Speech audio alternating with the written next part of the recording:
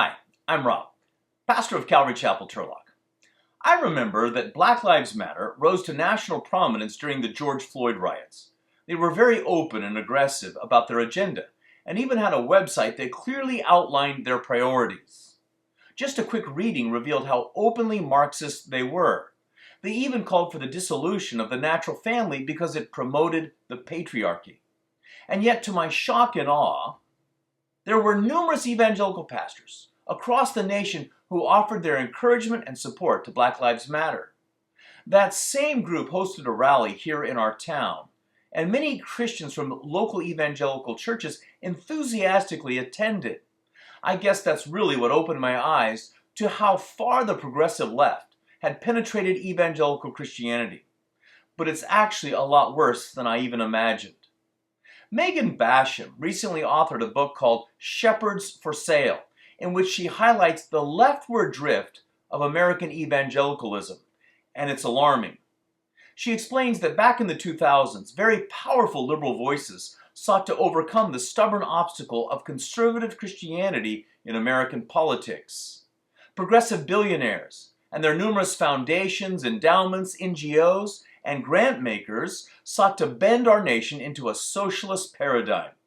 But evangelicals kept getting in the way as a monolithic voting bloc for traditional values and conservative policies.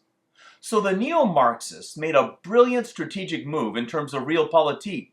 Instead of directly opposing those pesky conservative Christians, they would infiltrate the church and change them from the inside out. Over the last 20 years, tens of millions of dollars flooded Christian organizations from liberal philanthropies to drive influential opinion makers to the political left. And it has paid off big time. Names like George Soros, Bill Gates, and Pierre Omidyar, founder of eBay, have used generous donations through subsidiaries to gain access to evangelicalism.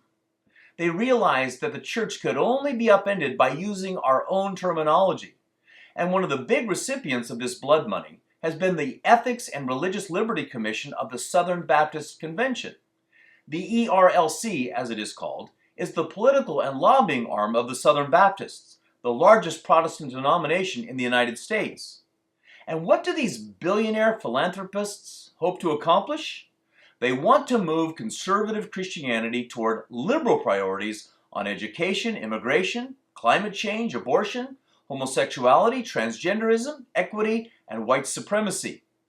Their return on investment has been impressive, as many of our shepherds have indeed sold themselves to these progressive puppet masters.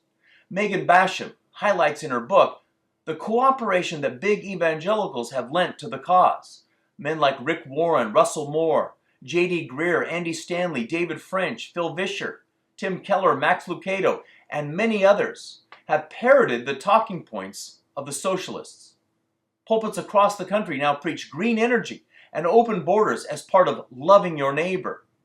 And recognizing the inherent and structural racism that American Christians have long supported is now a gospel issue. But they're wrong. Christians are the least racist people on planet Earth, and nations that come from a Christian heritage are the best caretakers of the environment. So why would influential Christians try and move American congregations to the left? Because they love the world and they love the money. They want their secular counterparts to respect them, and they want to line their pockets with filthy lucre. So the next time you hear a pastor or some Christian leader promoting a leftist agenda, recognize they've been compromised. They have sold themselves to the gods of this world, and they are no longer making disciples or equipping the saints for the work of the ministry. Thanks for watching, and have a blessed day.